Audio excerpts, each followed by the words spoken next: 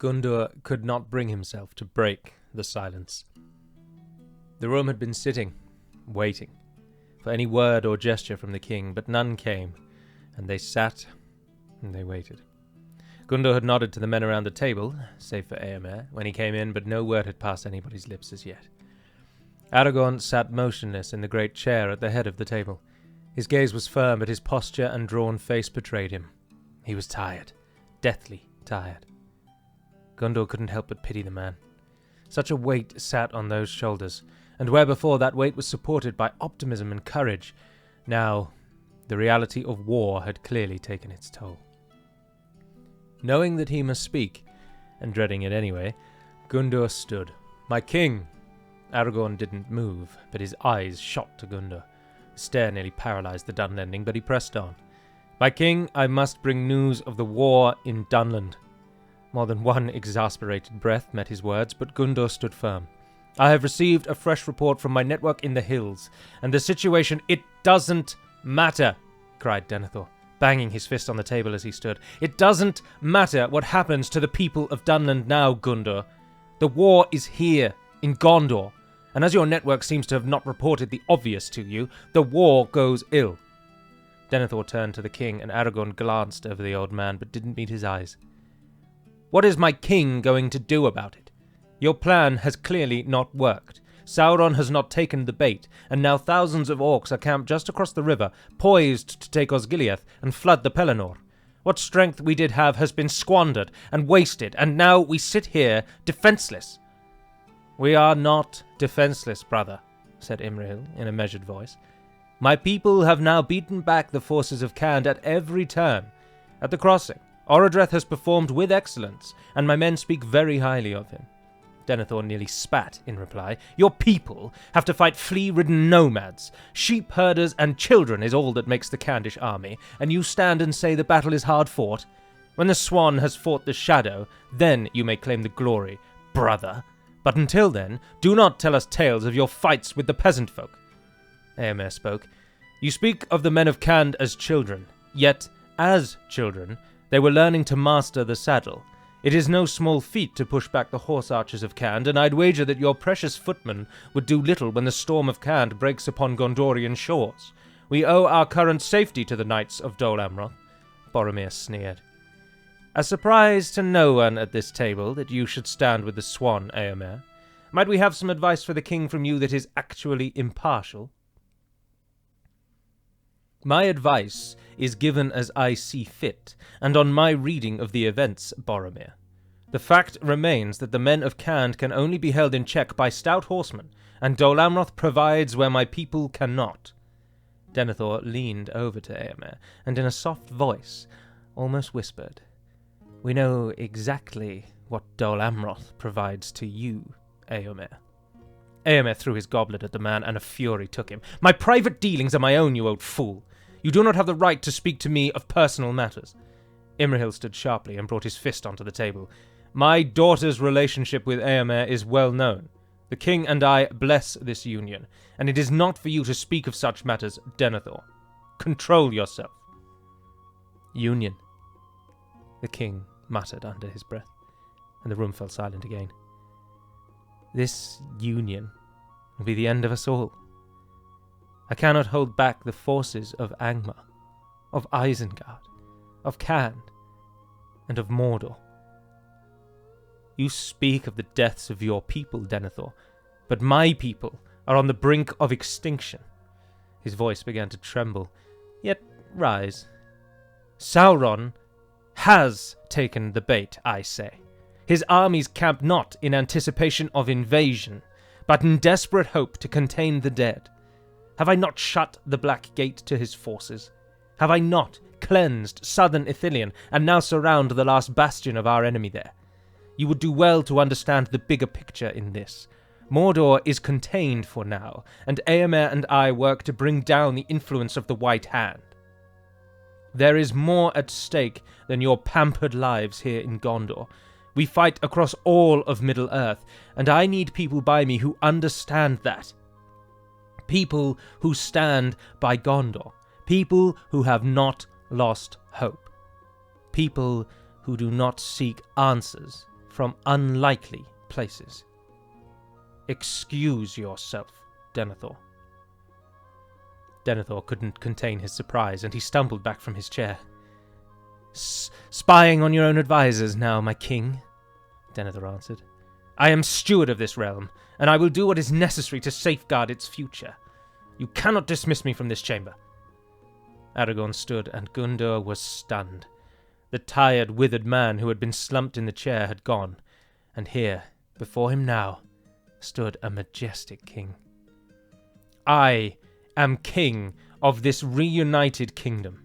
I am the descendant of Númenor, and the peoples of old Arnor and Gondor follow my command. And, by my right as king, I strip from you the title of steward, Denethor. I know of your dealings. I know of your misguided plan, and I will not let Gondor fall from within. You are banished from this city henceforth. Yes, the Palantir will be well beyond your reach. Boromir stood in shock. You cannot banish him. He fights for the people just as you do. Gondor will not allow it, Aragorn replied. He does not fight for our people by trying to broker deals with Sauron himself. A stunned silence once again descended on the room, and at length Boromir spoke again.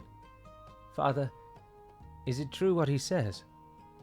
Denethor looked hard at Boromir but said nothing, and the younger sank into his chair, head in his hands. Aragorn raised his hand, and 2 men of the fountain came into the room, and Denethor was taken from the chamber. Boromir, Aragorn said, turning to the man. Your father held good intentions, but he has become lost along the way. Sauron has learned much from Denethor and has played him well. Your father thought to trick the great deceiver, but man cannot fight with Sauron in a game of minds. Our people know this all too well, but your father had lost hope. Boromir, it is people like you I need beside me, those who fight on whatever the hope and whatever the cost. You have defended Osgiliath and held the men together in the face of thousands of orcs. You have fought against a Nazgul and covered the retreat of your men in the face of hopeless odds. You understand the needs of the people more so than your father ever could. Boromir, stand.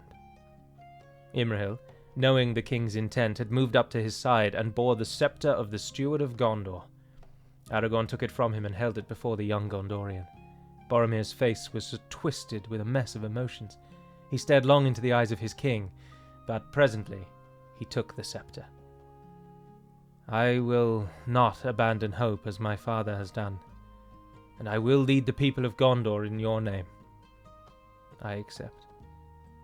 Gundur, feeling the enormity of the moment, stood and began to clap, and one by one the captains of Gondor each stood around the table, clapped with him, and the room began to chant his name. Amidst the clamour, the doors to the chamber suddenly burst open, and Gundur was stunned by the shining brilliance of the light that then filled each corner of the room. As the light began to fade, Gundur saw the shape of a man step over the breach. He hadn't seen anything like him. The man wore armour of the finest craftsmanship.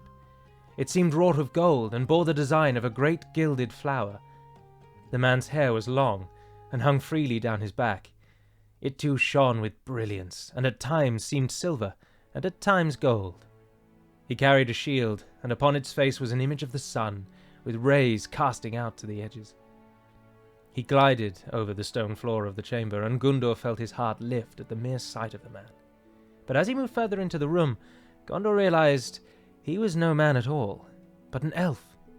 His face was pure and fair, and his vibrant eyes were piercing. Aragorn had said nothing, and simply beamed at the elf, seemingly waiting on the stranger to speak. The newcomer met the stares of everyone around the room and gave a warm smile to each, and at length he introduced himself. I am Glorfindel, of the House of the Golden Flower. I am sent from Rivendell at the behest of my lords Elrond and Olorin. More than one eyebrow was raised around the room, and whispers passed from man to man. Gandalf. The enemy coming down from the north. An enemy I know all too well. He gave a knowing glance to Aragorn. The Angmaren, he continued, have suffered a devastating defeat at the crossings of the Mythaethel. And there is more. The army from Dol Amroth has now landed upon the Gwathlo, and has dealt a crushing blow to the traitors of Dunland.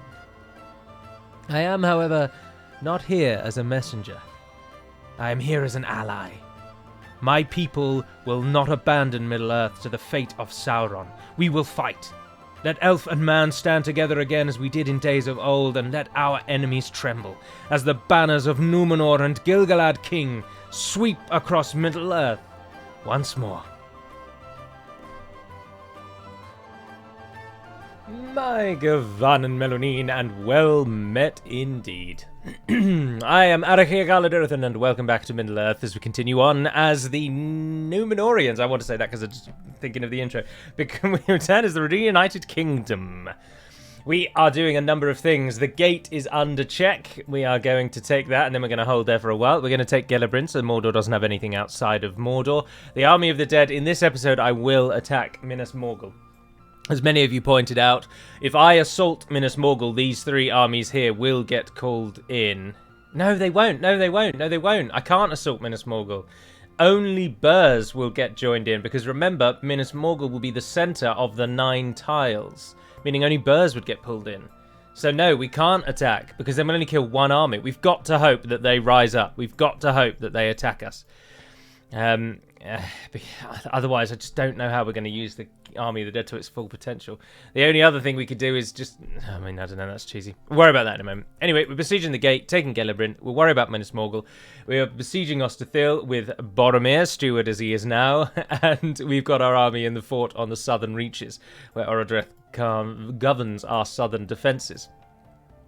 Our forces in Isengard will merge together here and take on the army that's coming in from the west. And once that western army goes down, as we unfortunately saw from the Toggle Fog of War, Isengard really is up against it then, and will be... If we can kill that army coming in, it'll be a breeze all the way up to... What's this one called? Eisenrun. Sorry, forget the names. It'll be a breeze through Derwath and Eisenrun, which will gut Isengard. They'll then have this province over here, the Isengard itself, just over the crossings, and then the 2 regions up here. But Rohan will then be able to really, really put the pressure on. And then, of course, in the north, our army needs to take both Argond and, unfortunately, Witherboard. Caras Nernaled. I mean, 1 tile over. Witherboard's up here. Caras Nernaled, which means City of 3 Rivers.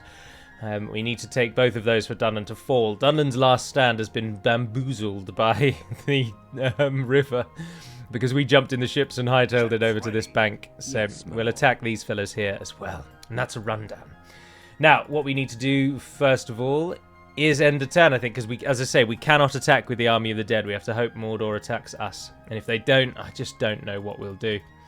I just do not know what the plan's going to be if we don't attack them. But our armies have moved as much as we can, and now our fate is in the hands of the end-turn gods. Now, I do hope that you enjoyed the intro to today's one as well. I followed on with the War Council theme because many of you seemed keen on that, and I think the War Council is probably the best way to actually describe the situation. Rather than having someone boots on the ground somewhere, that would then ignore the most of the things happening somewhere else. We've got, unfortunately, yes, they're attacking us. We've got too many armies, too many different theatres of war to focus on just one at a time. So I think the War Council is the only way we're going to do those intros. But I did enjoy it. And I worry a little bit. Oh, we've got Gothmog and we've got Zagar. That's brilliant. But Captain Mukar can't get involved. Oh, because they're trying a night attack. Something we should do here... No, they're attacking us, so it's on them, so we can just fight the battle. Now, those intros, I don't really pre-plan them. So I get an idea for how I want it to start. That's generally all I think of. How is Gundur going to start this episode? Is he going to be surprised at something? Is he going to be thinking about something? Is he staring, looking out a window? Is he going to be going into the chamber? It's something like that. And then from there, I just kind of let it... It sounds so cheesy, doesn't it? And so it makes me almost cringe as I say it. But then from there, it just sort of... I can almost hear Knight's voice. I don't know if he still watches these, but I can hear Knight's voice telling me, don't say it, Gally, don't say it. Anyway, sorry, that's a bit of a personal reference. But the enemy are bringing in reinforcements. It flows from me from there. I don't have to do anything else. And so it just naturally takes form. Now, if I had more time with it... then I would flesh it out a lot more. This time, Denethor being ousted by Aragorn for events that happened in the book. That's why I try to bring in things from the actual story.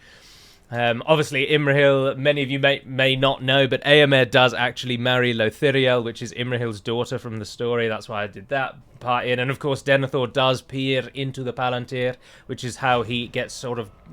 Going mad isn't really the right phrase. He genuinely does try to use the Palantir to the advantage of Gondor, but unbeknownst to him, or possibly beknownst to him, it's been a while since I've read the relevant passages, Sauron is obviously at the other end of the Palantir and just feeds lies into Denethor. He shows him a world of Gondor's fail and the inevitability of Gondor's destruction.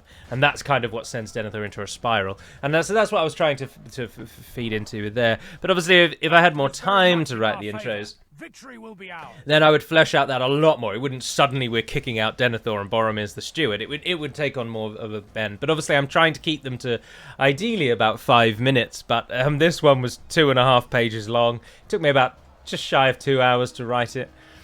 So that's the unseen cost of these. Let's put this at times 6 because it's just going to be years of fighting.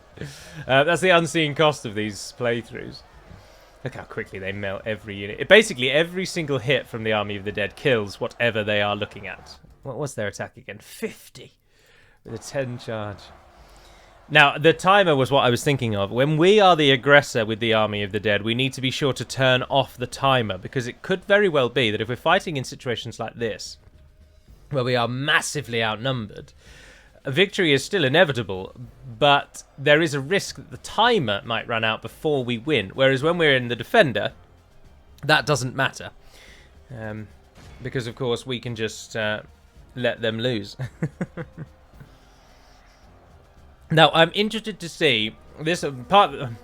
If we have another climactic battle like this with the Army of the Dead, I will fight it. Because, of course, there's only one more battle with the army before we can't use them anymore. But... if the army was more substantial and stayed around for longer, I'd probably skip these battles because they're not really anything, are they? You know what's going to happen. We know we're going to win. We need to do the... Our men have fought long and are becoming tired. We need to do the ×2. It can't handle ×6, but it can handle ×2. But this one I want to see as a test. With the sheer number of Mordor forces coming against us here, men of Harad charging in, I saw some trolls on the horizon. We've got Ziegler, we've got Gothmog. I want to see if they can kill one of our dead men. I should also state, I don't know if it does say it, but yeah, there we are. The Army of the Dead cannot rout. They always fight to the death, if that situation ever crops up. Not that it ever would, but... Anywho, do let me know your thoughts on the intro. I'd be keen to hear them. I did thoroughly enjoy writing it. It was 2 hours well spent. It was about an hour and 40 minutes, I think, actually. But it was time well spent. I did enjoy it. And I do enjoy weaving that sort of layer of...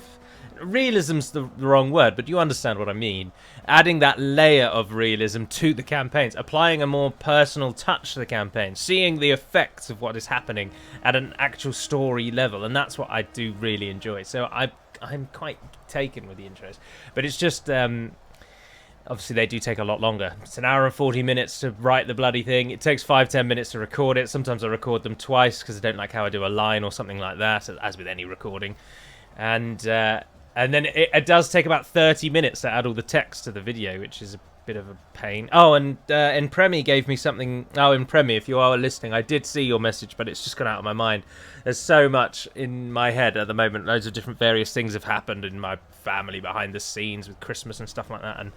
Now that we're so close, I haven't really been on the Discord, so I haven't seen it. So I will get to the message you sent me about the backdrop for the for those. I'll set a reminder on my phone now while the Army of the Dead killed all the trolls. Sorry everyone, this is so unprofessional. This is the kind of thing you should do in a live stream, not a recording. Let's try and get them to... if we could get them to fan out, that would be best. Oh, we have killed 50%. Oh, that's good. Look at this encircling. There are just hordes of enemies everywhere. And they just cut through everything. Oh dear, I do enjoy the Army of the Dead. I'm so thrilled Mordor attacked us. I am so pleased Mordor attacked us. Right, new reminder. I'm going to call it Empremi. And I'm going to put a time for today at 10 o'clock. I'm out today. I'm having to record this recording... whistle stop recording, if you will, before I leave the house.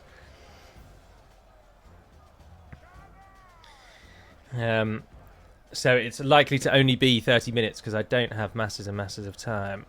Burz has died, Yagduff has died, Arthrug has died, but Zagar has not yet died, and that is what we need. Aragorn's hopes in the army of the dead bear fruit. This is Zagar over here. And there he is, cowering at the back. Because the undead fear one thing, and that is, of course, other undead. Go and kill Gothmog behind you. Have we got enough people killed now that times 6 The works? enemy army flees the field. Pursue and run them down. Gothmog, let's look at him before he dies. He does have a custom battle model. Obviously, is reminiscent of his disfigured features from the films. Disfigured features from the films. Disfigured features from the films. How long does Gothmog stand against the lone The enemy are badly bloodied. dead man? They have lost half their He's men. doing alright, actually. Surviving a lot longer than the Morgul Chosen. We still have not yet lost an Oathbreaker. Because remember, they aren't immortal. Because Med 2 doesn't support immortality. Yes, he died. So they can technically die. The day that we go up against Mumakil, the Balrog, Sauron, or Catapults is the day that you'll see that they can die. I think we can times 6 this, though, because we're down to 70%. It's so appeasing. I thought this would be dull, but actually, this is like the perfect way to spend an evening. Just watching the army of the dead kill everything. The bodies that they must be walking over. Oh, they don't walk. They're not corporeal, are they? Of course. They're gliding across the heaps and heaps of orc dead that litter the... Oh, the banner of Can lies on the floor there.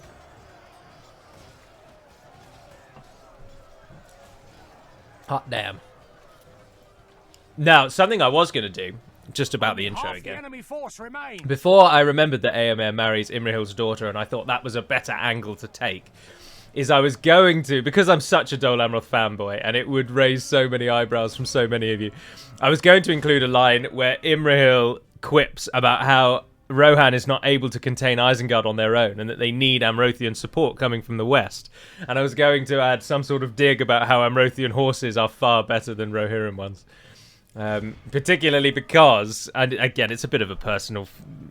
A, I really like Dol Amroth, but B, when we did a big change to Dol Amroth a couple of years ago now, maybe 3 or 4 years ago, we deliberately made Dol Amroth a heavy cavalry, elite cavalry faction. So they focused on heavy and elite cavalry. And we made Rohan the quintessential cavalry faction. What I mean by that is that Rohan had a cavalry option at every single tier. They were better than average at everything they did, but their elite cavalry wasn't as good as the Amrothian elite cavalry. And that was met with a lot of disappointment from the community at the time. And genuinely, this was 3 or 4 years ago now, so it's a long time back. But when I first announced that we were going to make this change, and I think it was one of the... I did a top 10 with cavalry, or the top 10 with cavalry highlighted it. But I also did like a faction overview or a developer diary. I think it might have been a developer diary. And when I mentioned that that's what the plan we were going with. So Rohan was going to have hordes of cavalry. They'd have a cavalry unit at every tier. They'd have a cavalry unit of every type. So a horse archer, a javelin, a heavy cav, a light cav, a scout, all that kinds of stuff. And Dol Amroth would have these elites. The Knights of the Silver Swan, the Tirith Ayar, these kinds of things. And people were up in arms. They were saying, no, Rohan should have the best cavalry in every tier. They should be unmatched. And we took the view that no, Dol Amroth should have the best heavy cavalry. Rohan will have the best overall cavalry. So that would have been another little subtle dig. Have you ever met a mod creator, although I'm not anymore, but have you ever met a mod creator who apparently hates his fan base as much as me? Maybe Arthmore. I see his name on all the Skyrim threads a lot. People are always moaning about him. I don't follow the Skyrim mod drama enough to know why we all hate him, but apparently we're all supposed to not like him at the moment, so don't download his mods, but do what you like, obviously. I mean, I have no idea. But it's just that kind of thing. Every now and then you see a mod creator who becomes so universally hated. But usually it's because they turn out to be racist or bigoted or just some other absolute nonsense thing, like they think the Earth's flat or something and they put it in their mod. Or sometimes there was a mod recently on Skyrim who, once you'd completed his mod, you got a messenger sent you a note asking for you to donate to him on Patreon, which I thought was cheeky. It did make me chuckle, though. Did you see how quickly Zagar just died? I know we have it on time 6, but that was something else. The last bodyguard unit fights. Carve them down. We'll capture a few. Unfortunately, though, this has meant, of course, that this was a battle. And the army of the dead have fought in another battle. We can now only fight once more. 7,037. Do you think the undead suffer from fatigue? I know they can't be killed, they can't be harmed. The forces of gravity and friction and don't apply to them. But I wonder if they can still feel fatigue. If there's almost like a phantom fatigue, if you'll pardon the pun, where when they were alive, they would expect fatigue. So maybe their now dead form makes them feel fatigue, even though they physically couldn't actually feel that. Oh no, do not fight me. Oh no. This is not the outcome we wanted. We'd kill off another 2,805, but this is the third battle of the Army of the Dead. Oh no, we're not ready for them to go yet. We don't have anyone to take Minas Morgul. What was I going to do anyway? Well, I have no troops. What was your plan, Gallo? Oh dear. We lost 5 people when we auto-resolved. Did they have a battery, a catapult or something I don't know about? Right, so the Army of the Dead is going to be disbanded. Of course, unfortunately. Oh, hello, Angmar. I always love a battle at Ostsul. Remember everyone, when you come to play version 5, if you upgrade Ostsul to a town, you lose the Amunsul battle map. You have to remember that, because you're getting the advantages of having a more economically viable city. And so if it's no longer on your front lines, then upgrade away, because then it will just turn into a city. And it was something that was done a while back again, because lots of people don't like purposefully restricted settlements. So we freed up all the settlements to allow people to upgrade. So if you want to play a roleplay as a Shire faction who apparently have gone through an industrial revolution, then do it. Feel free. But it harkened back to the days when Ostsul used to, of course, be actually Amunsul, and we made it so that you couldn't upgrade it because there wasn't a fitting battle map. So it couldn't be upgraded.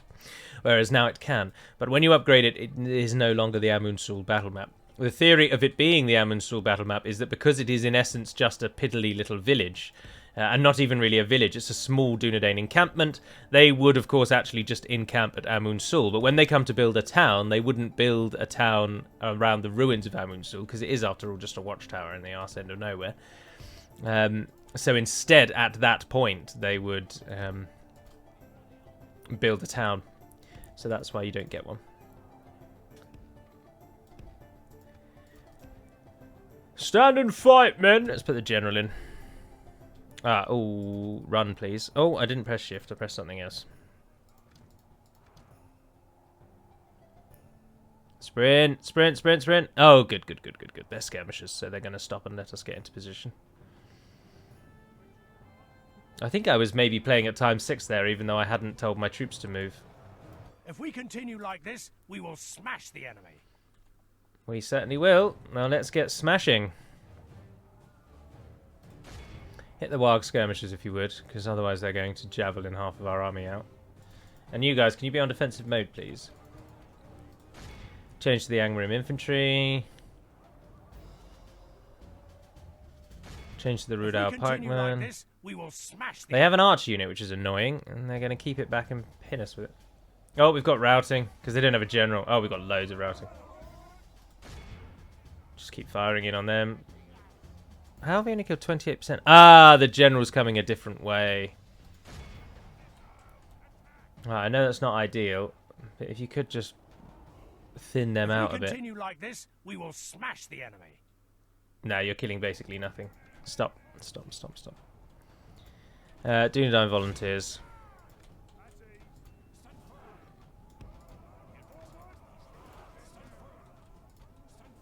Stand firm, stand firm, stand firm, stand firm. If we continue like this, we will smash the enemy. Give them a volley or two. The Bree archers are out. Orc hunters coming up the back there. Oh, good, they hit the archers. I should stop the archers shooting us. 43%. We're not even at half the army yet. Oh, but then some of them are running away, aren't they? Oh, the generals, the wargs. Ah, good. Good.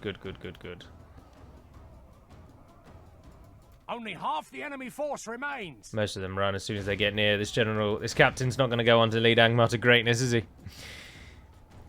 I know as well from the intro, totally unrelated, but it's because now that we're fighting Angmar, it just dawned on my mind. I wanted to get Glorfindel in the story because this is the most I've ever seen the High Elves ever get involved in Middle-earth in any of my Divide and Conquer playthroughs, unless I have actually been the High Elves. So I really wanted to just reference the fact that they were actually doing something, and I thought the best way to do that was have them represented on the council. And because Glorfindel's story in the actual books, of course, pretty much ends after the Council of Elrond, and we have no idea what he does, this great, almost god-like being, who one of the few elves that we know of that's actually, in fact, I think might be the only elf who ever comes back to Middle-earth after having died, after having killed a Balrog, no less. He then does sod all for most of it. Except in the book, he does actually play a pretty big part, and he scares away the Nazgul, and that was why I referenced the blinding light, because he uses it to make the Nazgul back off, basically. But I wanted to get them involved to reference the fact that the High Elves are actually doing a thing. Speaking of doing a thing, there we go. He's died. Who has not yet completely committed to the route? Ah, you haven't got siege, have you? Oh, yes, you have. Sorry, everyone. You have to wait a bit longer. Put all of those guys up there so they don't get shot, and then we now just wait. Always then the YouTuber's conundrum. If I move the camera, the game slows down, and this waiting for these fellows to run will take longer. However, if I don't move the camera, all you're going to stare at are these ballista crews for no end of time. Oh, and the Warg Raiders came back, so we'll send one to deal with them. Off you pop, fellows.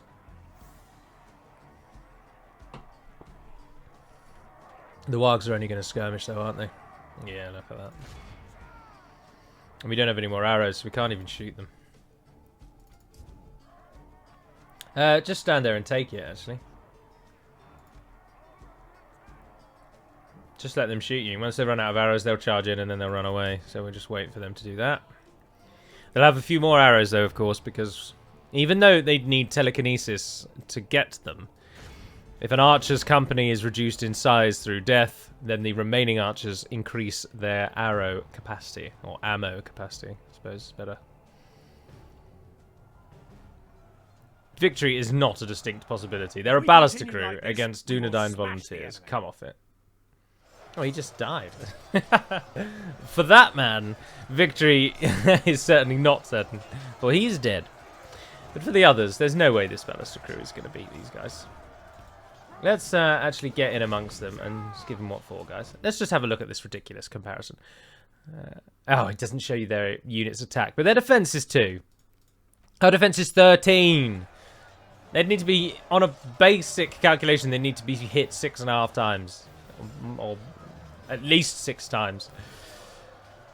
Before they even die.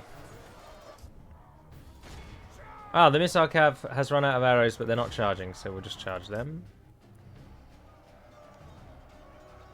They don't appear to be skirmishing, that's good. So they're running, and then these fellows... 24 left. We've lost 20, and they've lost their whole company. Why aren't you running? Everyone else has run. The general's running. There you go. Bugger off. Sustained casualties, volunteers. The Warden's lost 40 somehow, and the archer militia from the Angmarim archers. That's disappointing. Once we start getting some money, though, we can bolster this defense. Once we get some money, we'll be able to do so many things. But that is something we don't have right now. But we'll get money, don't you worry. Once enough of us are dead. But now we need to quickly scramble an army to get to Minas Morgul, because the army... I'd never assumed they'd attack twice with the army of the dead. I had such a brilliant plan in my mind, and it's been foiled. Mordor have successfully foiled my plan by merely... I'm so annoyed. If you, as a human, ever came up against the army of the dead, you never would. But, of course... all the Ardenheim Armada moves. Of course, now you know that the army of the dead can be beaten very easily by just sending 3 minor, pathetic little companies against it. 3 one-man battalions, each to attack it, and it will just clear off the counter, and that's it. Gone. Poof. No more. No army of the dead left. Right. You are not going to be able to stay down here. So, in a perhaps bizarre twist, I'm going to take all of you. Your orders, my lord. Ah, you can't get to Minas Morgul because of that army there. Eddie Redmayne, you're going to stay there. Oh, you're Eldarian. Oh, cool. We've played so long that Eldarians come of age. Oh, nice. There's a bit of a likeness there as well, isn't there? There's a bit of a likeness. He is our actual heir. He is the actual heir to the throne, and as is right. Let's hope he gets some cheering before we get him killed. Do we have any troops at all anywhere that we can spare? We don't. This army has to move into Minas Morgul.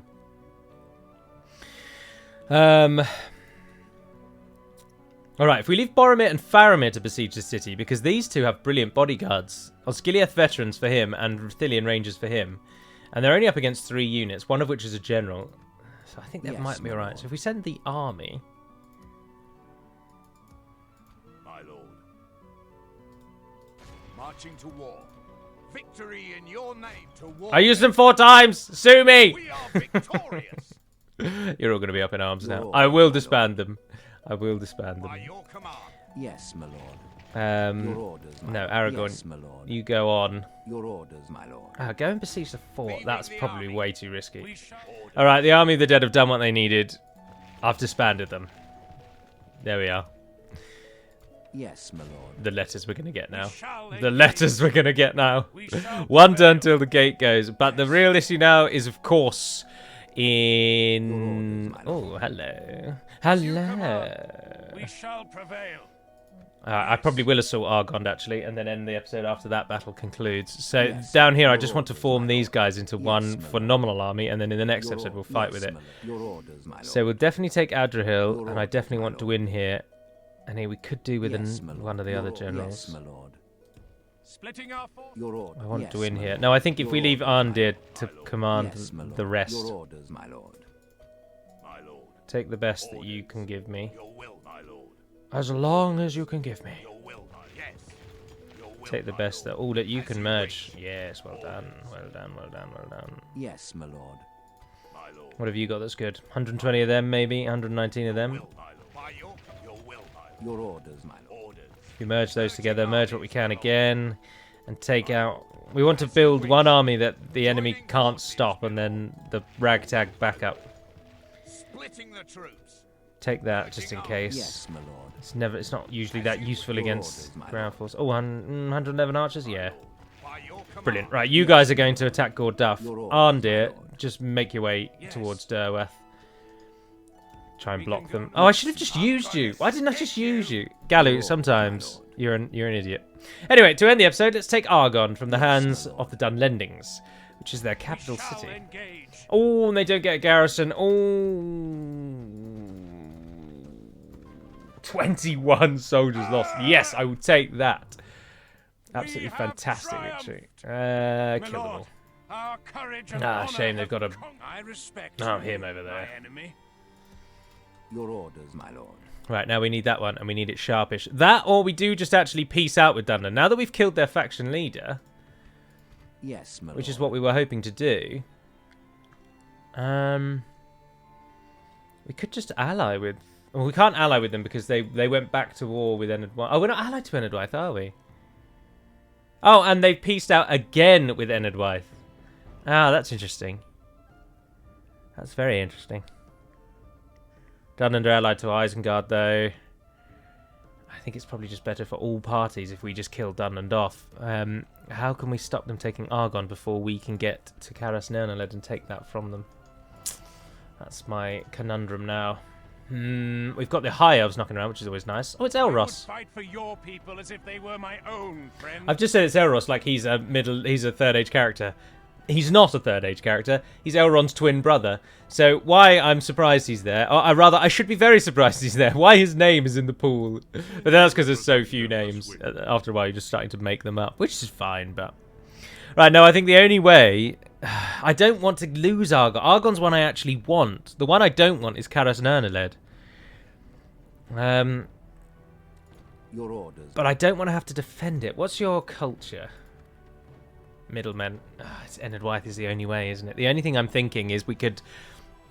If we give Aragorn to Ennard Wythe, we go for Nerneled and then ask to swap the two back once we've done. My lord. I think that's probably going to be the best bet. Without question.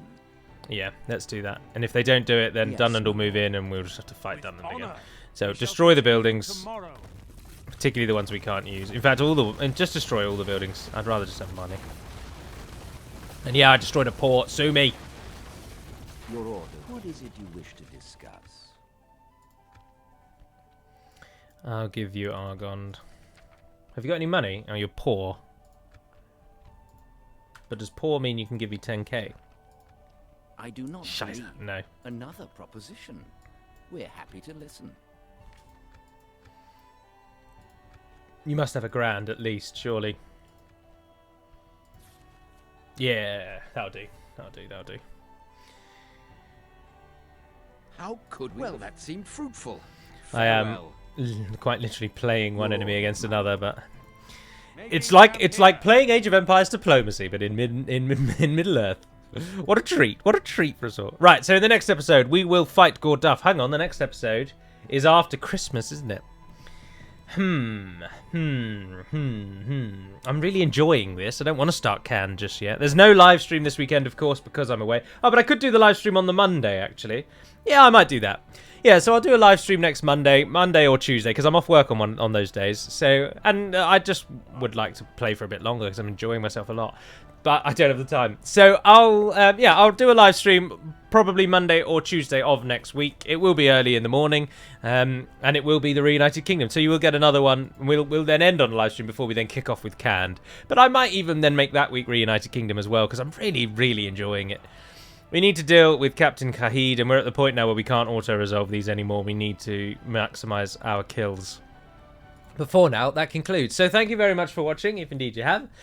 Do let me know your thoughts on the intro and just the general campaign progress. And I look forward to speaking with you all again next week. And yes, of course. Well, there's a Battle for Middle-earth video that I want to record this week, actually. But in case you don't watch that, have a lovely Christmas if Christmas is something that you like to celebrate. Have a lovely 25th of December if you don't. And I shall see you all next week. But until then, Navarne den Pedimad Melonin, and farewell.